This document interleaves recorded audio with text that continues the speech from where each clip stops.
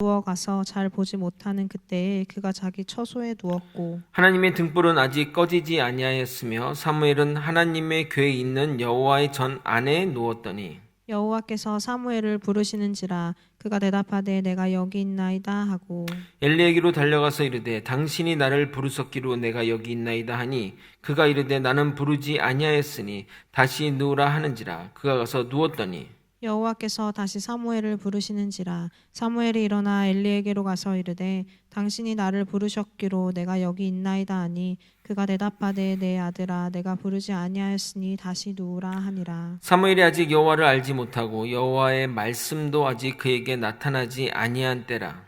여호와께서 세 번째 사무엘을 부르시는지라 그가 일어나 엘리에게로 가서 이르되 당신이 나를 부르셨기로 내가 여기 있나이다 하니 엘리가 여호와께서 이 아이를 부르신 줄을 깨닫고 엘리가 사무엘에게 이르되 가서 누웠다가 그가 너를 부르시거든 내가 말하기를 여호와여 말씀하옵소서 주의 종이 듣겠나이다 하라 하니 이에 사무엘이 가서 자기 처소에 누우니라.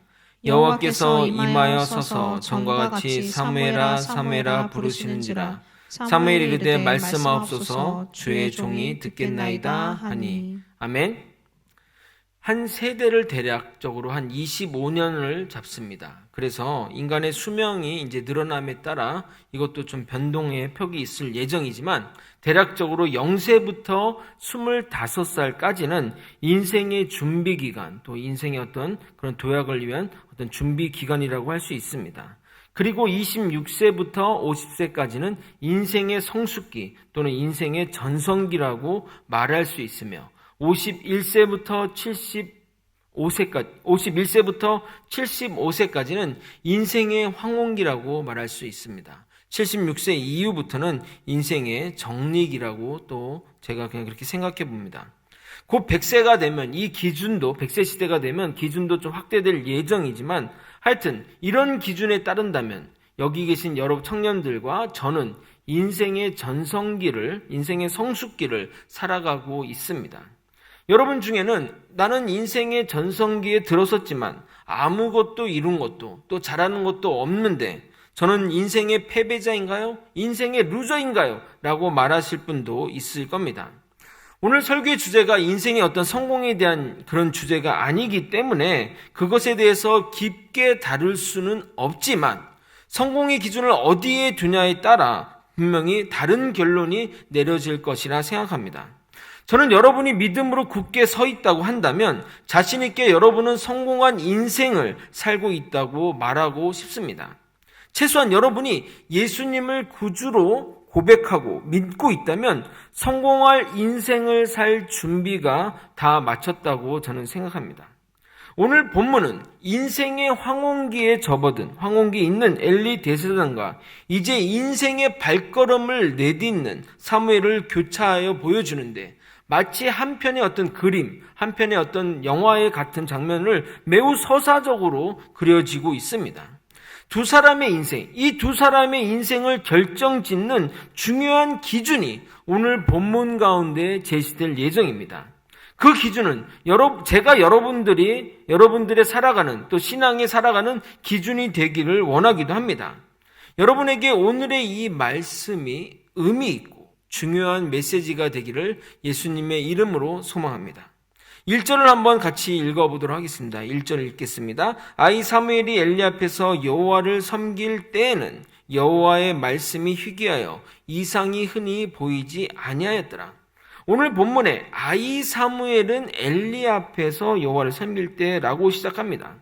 보통 어떤 1절 같은 경우는 어떤 본문에 대한 배경 설명 또는 오늘 나오는 인물에 대한 신상 명세서가 기록되어 있습니다. 예를 들어 누구누구의 아들, 누구누구의 증손 이런 식으로 또 어디에 사는 누구로 제시되지만 여기는 3절이고 충분히 오늘 나오는 인물들의 그 내용들 신상 명세서는 다 아는 상태이기에 간단하지만 중요한 인물의 상태를 보여줍니다. 그 상태가 아이 사무엘이라고 표현되고 있습니다. 저는 이 성경의 저자가 의도적으로 또 하나님이 의도적으로 이 표현을 썼다고 생각합니다. 아까 서론에 말씀드린 대로 이러한 표현들이, 이러한 것들이 그림을 그리듯이, 그림을 보여주듯이 서사적으로 쓰였다고 한 이유이기도 합니다. 아이 사무엘과 늙은 엘리를 비교해 보여주기 위해서 이렇게 사용된 표현입니다. 이어서 이 시기는 어떤 시기냐면 여호와의 말씀이 희귀하여 이상이 흔히 보이지 않았던 때라고 말하고 있습니다. 이것은 두 가지로 해석이 가능합니다. 여호와 하나님이 우리에게 말씀하지 않기 때문인 경우와 하나님이 우리에게 말씀하셔도 우리가 듣지 못하는 경우입니다.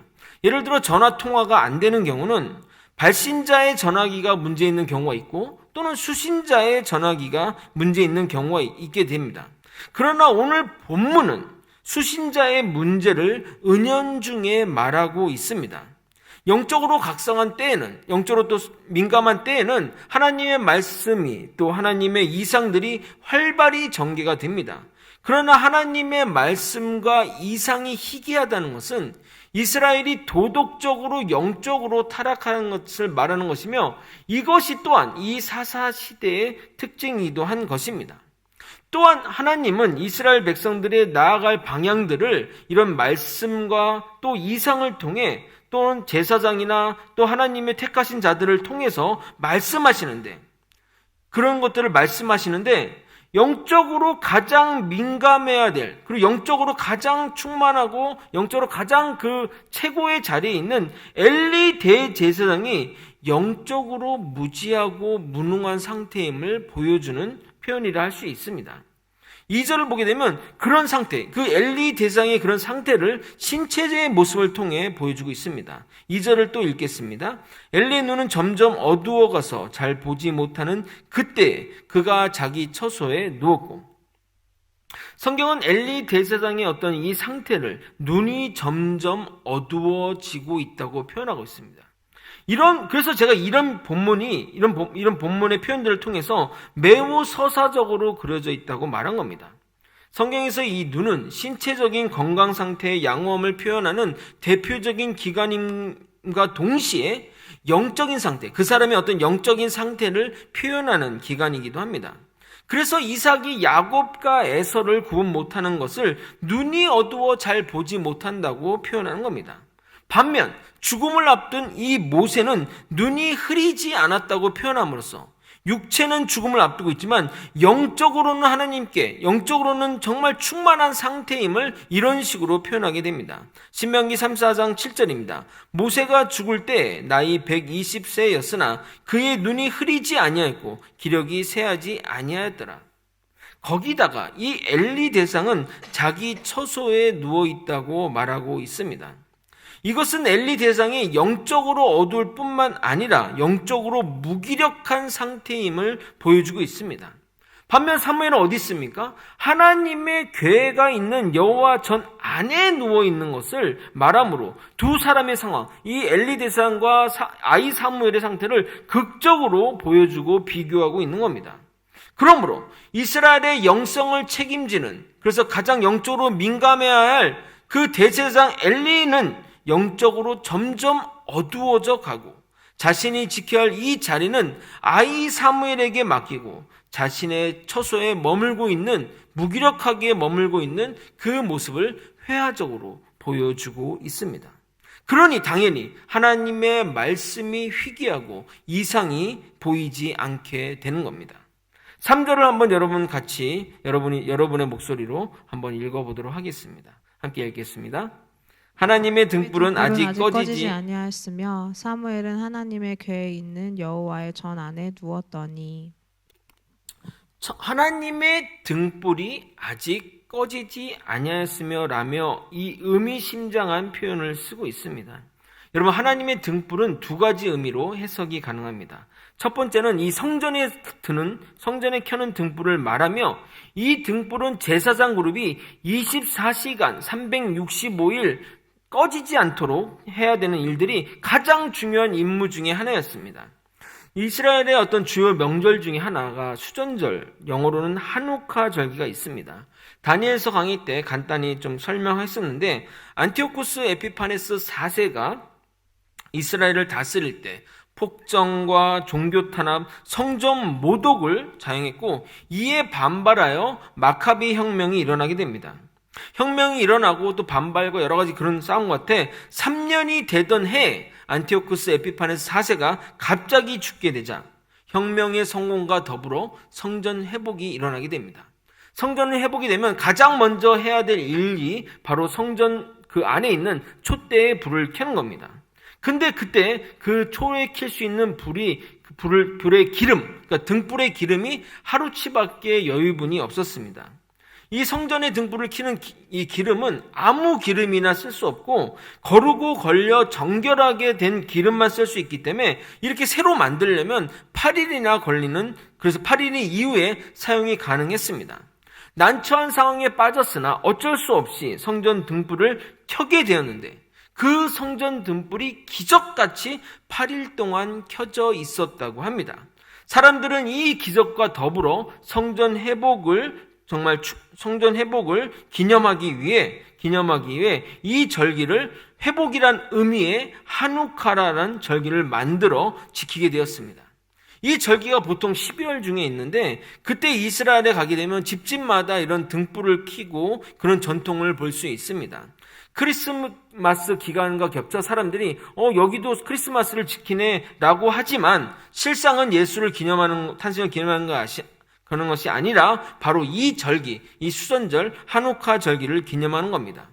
그런데 지금 이 상황, 사무엘상 요 시기의 상황들은 전쟁 상황도 아니고 또 이 성전을 유린한 상태도 아니었기에 성전 등불이 켜 있다는 것을 굳이 언급할 이유가 없는 겁니다. 너무 당연한 일이죠. 당연한 일임에도 불구하고 이렇게 표현하는 이유는 성전에 제대로 된 제사가 드려지지 않고 제사 업무도 제대로 되지 않기에 등불이 꺼져 있어도 이상할 것이 없기에 반어적으로 아직 켜 있다고 반어적으로 이렇게 표현하는 겁니다.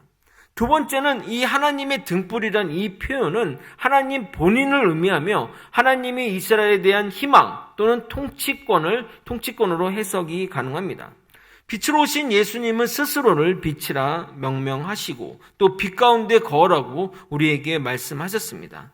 또한 주의 말씀은 내 발의 등이요 내 길의 빛으로 말씀하심으로써 이 하나님의 어떤 통치권, 하나님의 어떤 주권, 영역이라고 이해할 수 있습니다.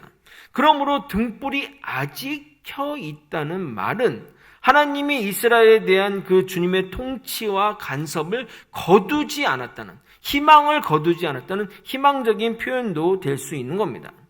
요한계시록에 보게 되면 하나님이 에베소 교회에 대해서 어떤 경고의 메시지를 이렇게 합니다. 하나님의 통치와 간섭을 거두시겠다는 그것을 촛대를 옮기겠다는 것으로 비유해서 표현하게 됩니다. 요한계시록 2장 5절을 한번 읽어보도록 하겠습니다. 그러므로 어디서 떨어졌는지를 생각하고 회개하여 처음 행위를 가지라. 만일 그리하지 아니하고 회개하지 아니하면 내가 내게 가서 내 촛대를 그 자리에서 옮기리라. 즉 이 촛대를 옮긴다는 것은 하나님의 그 주권과 그 권세와 거기에 대한 통치를 거두시겠다는 의미가 되는 겁니다. 그러므로 하나님의 등불은 하나님의 통치의 상징적인 대상물입니다. 그 하나님의 통치, 하나님이 거두지 않은 이 통치가 마지막 시대 사사 사무엘을 통해 이스라엘에 실현되고 있기에 아직은 희망이 있다고 생각할 수 있습니다. 2년 전에 레이디 가가라는 어떤 최고의 탑 여가수가 주연한 A Star is Born, 한국말로 스타 탄생이라는 영화가 개봉을 했습니다. 이번이 4번째 리메이크가 된 작품일 정도로 매우 유명한 영화입니다.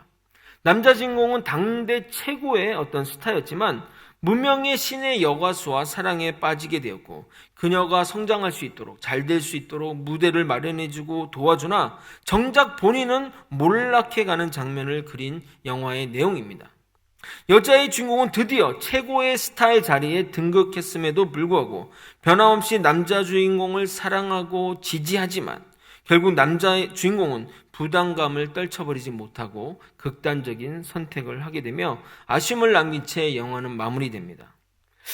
저는 이어지는 이 3장 4절부터 이 10절까지를 읽으면서 이 스타 탄생의 어떤 영화의 장면들이 생각이 났습니다. 영화를 한 장면에 보게 되면 남자 주인공의 콘서트에 여자 주인공이 초대되어 게스트로 노래를 처음 부르게 되는데, 그 콘서트 이후로 여자 주인공은 스타의 길로 들어가게 되고 남자 주인공은 몰락해 가기 시작합니다. 스타의 몰락과 스타의 탄생의 교차가 한 프레임 안에 그려지는데 4절과 10절까지의 내용이 바로 저는 그러한 내용의 모습이라 생각이 듭니다. 당대 최고의 영적 지도자였던, 그래서 어떤 신앙의 모든 것들을 다 책임졌던 엘리 대상은 사무엘을 가르치면서 그 지도자 자리에 있었지만 정작 자신은 듣지 못하는 하나님의 음성을 정말 초짜인 사무엘이 듣게 되고, 이후 점점 자신의 자리를 넘겨주며 아주 비극적인 퇴장을 맞기까지 계속 몰락해 가기 때문입니다. 본문의 내용은 이렇습니다. 누군가 사무엘을 부릅니다. 사무엘아. 그 공간에서 자신을 부를 사람은 엘리 대상밖에 없기에 사무엘은 그에게 나아가 내가 여기 있습니까? 저를 부르셨냐고 물어보게 됩니다. 아마도 엘리 대상의 처소는 근처 성전 근처였던 것 같습니다. 이에 엘리 대상은 너를 부른 적이 없으니 너는 다시 가서 누워 쉬라고 말하게 됩니다. 다시 사무엘이 돌아가 눕자 또다시 사무엘아 라고 누가 부르는 겁니다. 이에 사무엘은 또다시 일어나 엘리 대상에 가서 자신을 불렀냐고 또 묻게 됩니다. 엘리 대상은 이때까지도 사무엘이 헛것을 듣나 보다 생각해서 다시 가서 누워 쉬라고 말하게 됩니다.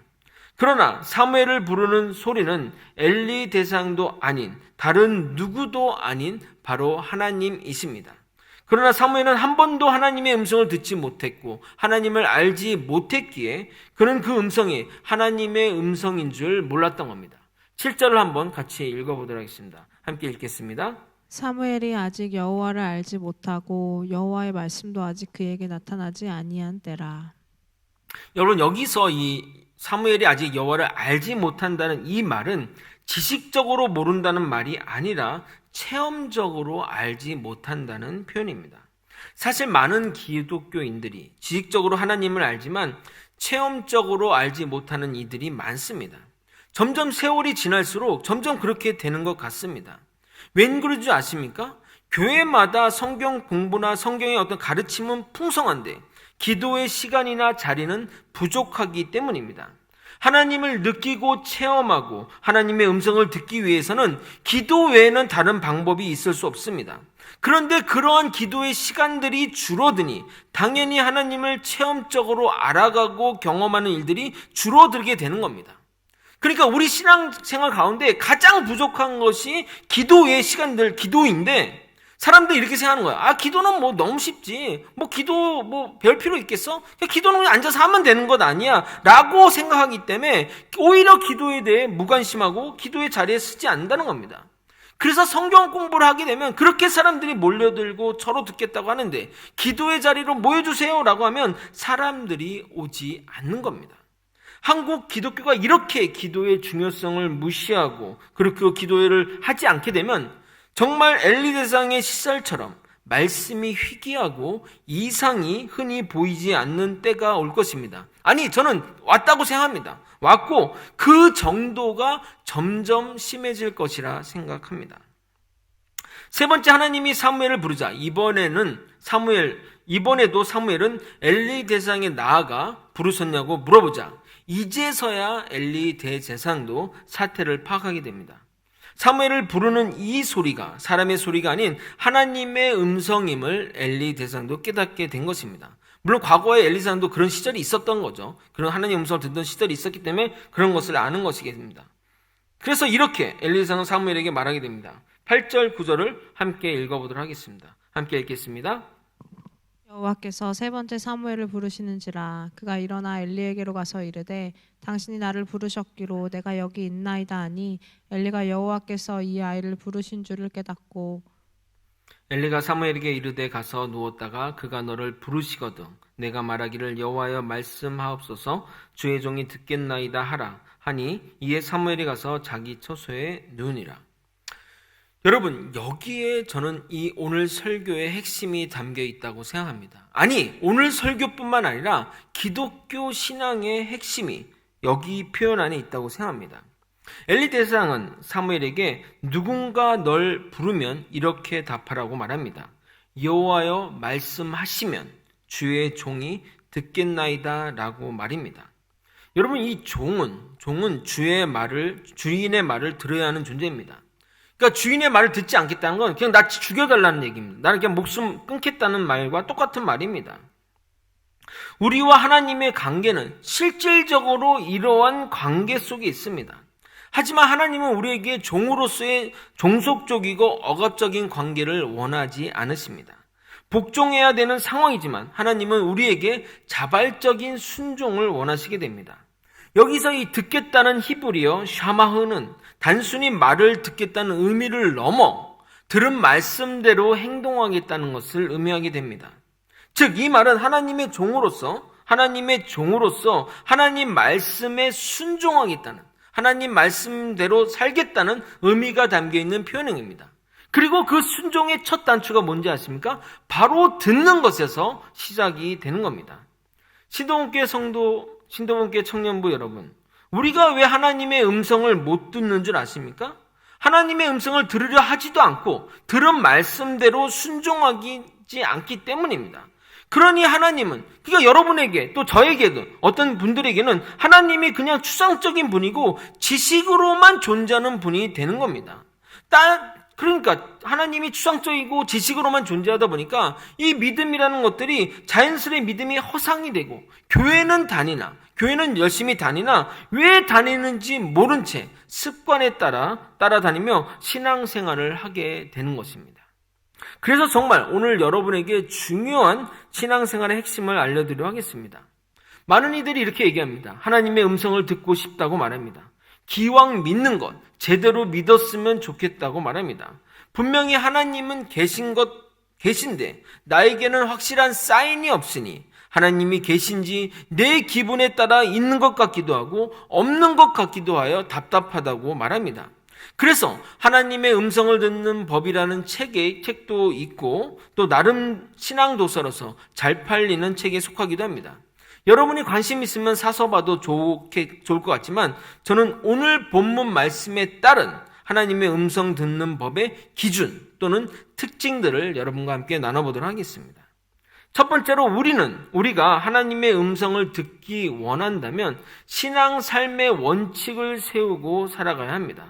먼저 자신에게 유불리를 따지지 않고 하나님의 말씀이라면 무조건 순종하겠다는 마음 자세를 가지는 겁니다. 주님 말씀하시면 듣겠나이다 라는 마음의 자세를 가지고 삶의 모든 면을 대해야 합니다. 그것이 제가 지난 여름 순회 때 말씀드린 예수님이라면 어떻게 하셨을까라는 원칙으로 살아가는 방법인 겁니다. 모든 삶에서 또한 선택의 순간순간마다 예수님이라면 어떻게 하셨을까라는 기준으로 결정을 하게 되면 그것이 하나님의 음성을 듣는 가장 좋은 기초가 되는 겁니다. 민감하게 들을 귀를 준비시키는 겁니다. 이 마이크가 성능이 좋고 엄청난 가격대의 마이크를 할지라도 마이크의 스위치를 온으로 해놓아야만 이렇게 제대로 음성이 들리는 것과 마찬가지로, 그러나 이게 수백억, 수억이 된다 할지라도 오프가 돼 있으면 아무리 소리 지른다 할지라도 들리지 않는 것처럼 우리 하나님의 말씀을 듣고 하나님의 말씀대로 살겠다고, 그리고 이 삶의 모든 것들을 하나님의 시야로 기준으로 판단하고 결정했다는 이 마음 자세를 가질 때 우리의 귀를 열어놓는 것과 마찬가지입니다.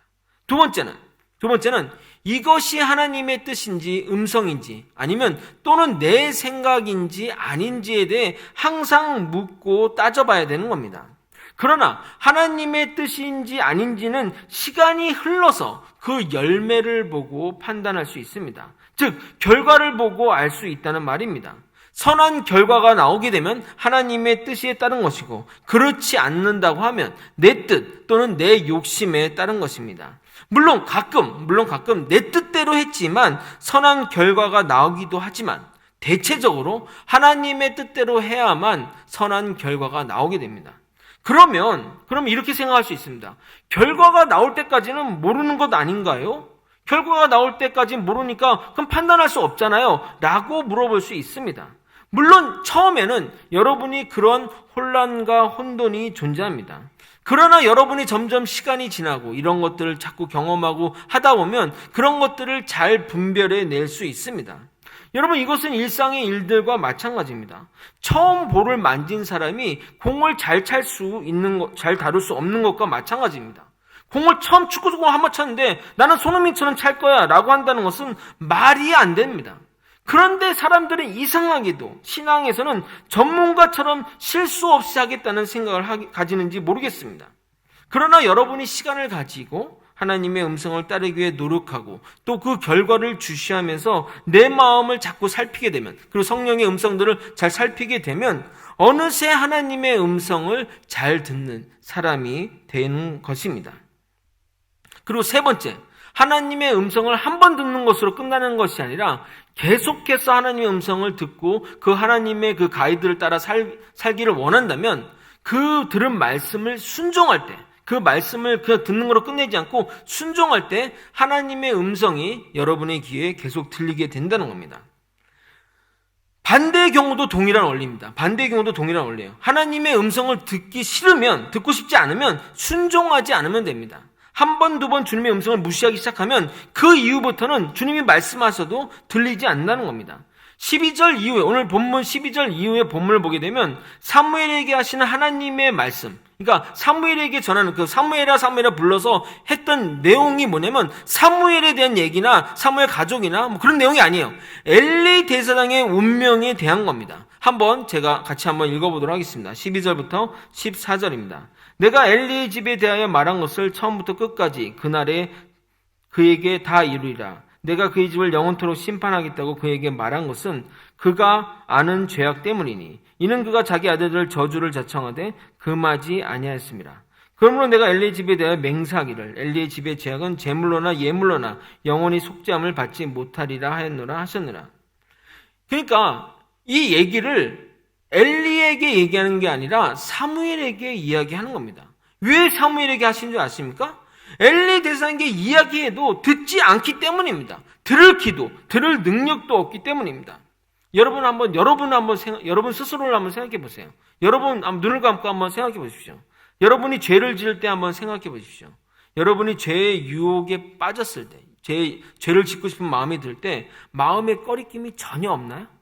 죄를 지을 때 아무 불편함이 없습니까? 여친 몰래 또는 남친 몰래 바람을 피거나 거짓말로 남을 속이거나 남의 물건에 욕심내 훔치거나 가질 때 전혀 마음의 소리가 없던가요? 그게 있다면 그게 하나님의 음성이에요. 근데 그런 소리를 애써 무시하고 변명하며 죄를 짓게 되면 그런 꺼리낌도 점점 사라지게 되고 하나님의 음성도 사라지게 되는 겁니다. 잘 보십시오. 엘리 집안의 이 운명에 대한 얘기는 사무엘이 처음 엘리에게 하는 게 아닙니다. 사무엘 2장 27절 이하를 보게 되면 어느 이름 없는 선지자가 또 엘리에게 나와 경고를 한 겁니다. 사무엘상 2장 31절에서 34절입니다. 보라, 내가 내 팔과 내 조상의 집 팔을 끊어 내 집에 노인이 하나도 없게 하는 날이 이를지라. 이스라엘에게 모든 복을 내는 중에 너는 내 처소에 환난을 볼 것이요 내 집에 영원토록 노인이 없을 것이며 내 제단에서 내가 끊어버리지 아니할 네 사람이 내 눈을 쇠잔하게 하며 내 마음을 슬프게 할 것이요 내 집에서 출산되는 모든 자가 젊어서 죽으리라. 내 두 아들 홈니와 비나스가 한날에 죽으리니 그들이 당할 그 일이 내게 표징이 되리라. 이렇게 무서운 경고를 지금 어떤 하나님의 사람을 통해서 엘리 대상에게 했어요. 근데 엘리는 변화되지 않았습니다.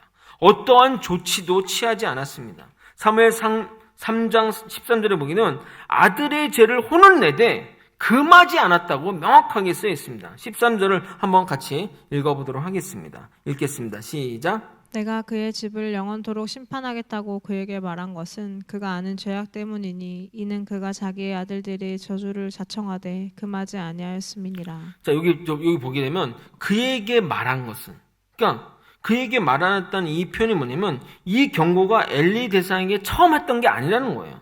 하나님은 명확하게 몇 번 얘기했다는 거예요. 지금 그에게 말한 것, 그에게 말했는데 그거 안 듣더라. 그냥 아들은 저주, 그러니까 혼을 내고 너 그렇게 하면 혼나! 라고 말은 했지만 금하지 아니었다고 합니다. 대제사장의 권력으로 충분히 금할 수 있음에도 불구하고 그렇게 하지 않았다는 겁니다. 그렇게 강력히 경고하고 말씀한데도 변화가 없으니 그때부터는 하나님의 음성이 들을 수 없게 된 겁니다. 결국 이제 처음 음성을 듣는 초짜 신의 사무엘에게 자신의 운명을 들어야 하는 한심한 대제사장으로 전락하게 된 겁니다. 예를 들어 이해를 돕기 위해 예를 든다면 올해 처음 사역하신 우리 장서원 전사님, 굉장히 예쁘시고 미인이시고 참 좋으신데 갑자기 담임 목사님한테 가서 담임 목사님 그렇게 사역하시면 안 됩니다. 그게 지금 제대로 사역하는 거예요? 정신 차리세요 라고 한다면 어떻게 정말 얼마나 참 망신스럽겠습니까? 예, 그런 셈인 거예요. 신의 초짜에게 하나님의 음성을 들어야 되는 이런 상황이 된 겁니다. 마지막으로 하나님의 음성을 듣는 어떤 특징, 어떤 조건들을 보게 되면 하나님의 음성은 다양한 방법으로, 다양한 사람들을 통해 다양한 것들로 전달이 됩니다.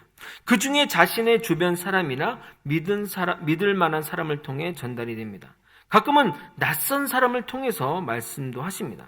오늘 본만 봐도 사무엘을 통해서 하나님이 말씀하시고 2장에는 낯선 하나님의 사람을 통해 전달되기도 합니다. 그러므로 우리에게 전달되는 이런 이야기들은 이 이야기가 하나님의 뜻이 아닐까 항상 주의하면서 들어야 한다는 겁니다. 물론 이것이 하나님의 뜻인지 아닌지 어떻게 아냐라는 의문이 들 수 있습니다.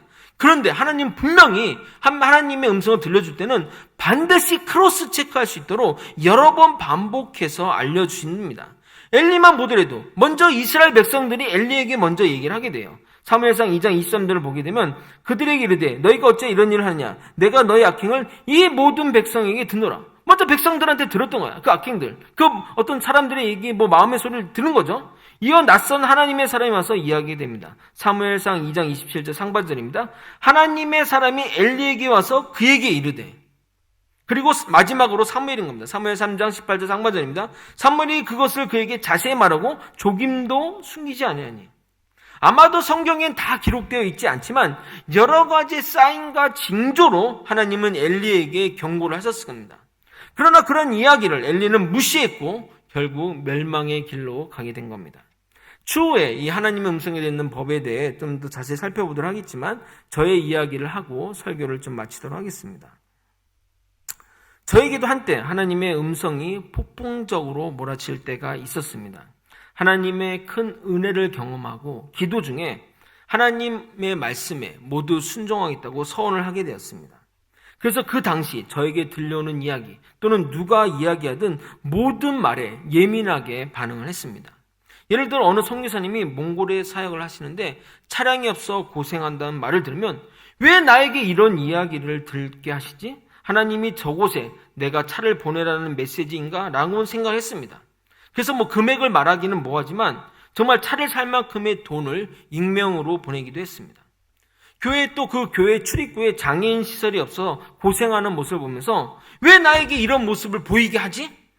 장애인 회전 계단을 만드는데 헌금을 해야겠구나 하면서 헌금을 하게 되었습니다. 물론 그 모든 것들이 하나님의 메시지인지 아닌지는 아직도 잘 모르겠지만 사소한 것에 모든 것에 반응하고 순종하는 마음의 자세를 가지며 살아가게 되자 더욱더 하나님의 음성을 들리게 되었습니다. 처음에는 희미한 음성으로 들렸다면 점점 더 또렷하게 선명하게 하나님이 저에게 하는 음성이 들리기 시작했습니다. 성령의 민감하게 반응하며 사는 삶은 남들이 보기에는 참 피곤한 삶처럼 보이고 불안정해 보이는 삶이었고 어디로 튈지 모르는 삶이었지만 저에게는 그때만큼 신이 나고 성령님이 동행하는 삶이 없었던 것 같습니다. 그 당시 저의 사모가 저에게 이렇게 얘기했던 것이 기억이 납니다. 여보는 구름 위를 걸어가는 사람 같아 라고 말입니다. 네, 정확한 표현이 맞습니다. 정말 제 삶이 구름 위를 걷는 삶 같았습니다. 그런데 그때 다니던 교회 목사님이 저에게 이렇게 말했습니다. 홍 집사 참 사는 모습이 보기 좋아. 누가 봐도 주님이 동행하는 삶을 살고 있는 것 같아. 그런데 좀 더 이러한 삶을 계속해서 살기를 원한다면 하나님에 대해 더 자세히 알아보는 건 어떤가라고 하며 신학을 추천했고 신학을 하려는 마음에서가 아니라 그냥 신학 공부를 해보고 싶다는 생각에 신학대학교에 가게 되었습니다. 결국 주님을 동행하며 주님의 음성을 들으며 사는 삶 가운데 저의 삶의 목표가 사역자로 변하게 되었고 정말 후회 없는 인생을 살고 있습니다. 목사님, 지금도 하나님의 음성이 들리시나요? 여러분이 물어보신다면 저는 예스라고 답하며 덧붙여 과거와는 달리 더 정확하고 명확하게 전달해 준다고 말씀드리고 싶습니다. 가끔 사람과 환경을 통해서 말씀하시지만 이제는 성경을 통해 하나님의 음성을 듣고 있다고, 그래서 언제나 그 음성에 민감하게 반응하며 여러분에게 말씀을 전하고 나누고 있다고 말씀드리고 싶습니다. 예를 들어 좀 설명하자면 과거 사역할 때 사업자 신방을 가게 되었습니다.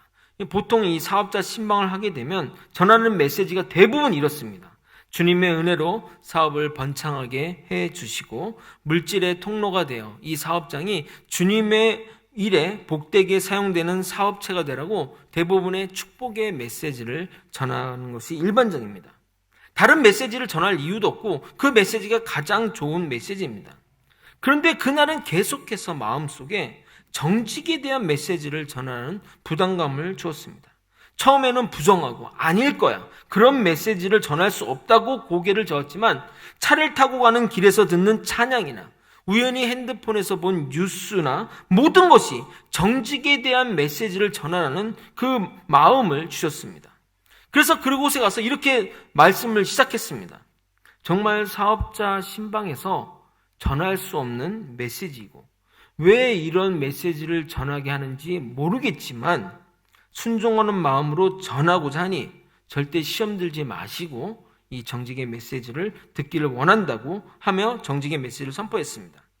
그런데 그 신방 맡는 분이 그동안 여러 가지 법을 어기는 사업을 해왔고 계속해서 마음의 불편함을 간직하면서 살아왔는데 최근에 그 문제가 드러남으로써 이 문제를 해결하기 위해서는 그 관련 공무원에게 뇌물을 주거나 아니면 순순히 털고 벌금 내고 처음부터 시작해야 되는 그 시점에 이르게 된 겁니다. 그런 고민을 하고 있는 와중에 교회에서 사업자 신방 신청하는 광고를 보고 마음에 끌려 이렇게 신방을 신청했다고 말하게 된 것입니다. 그분은 저의 신방을 받고 나서 하나님 말씀에 순종하여 사업을 접고 새로 시작하게 되었다는 이야기를 교회를 떠나서 듣게 되었습니다.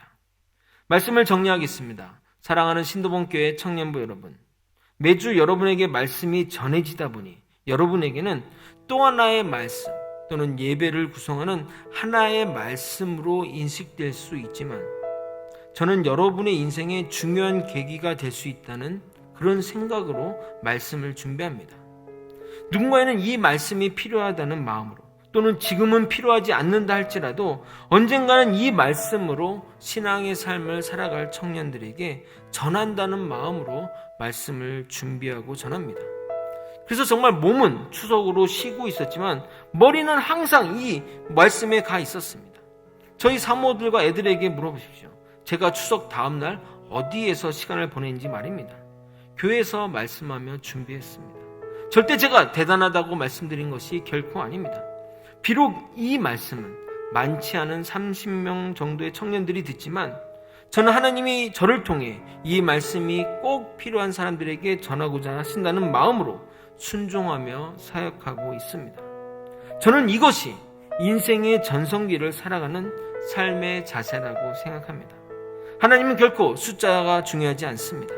말씀하옵소서 듣겠나이다 하는 그 단 한 명의 사람을 위해 하나님은 말씀하시기 때문입니다.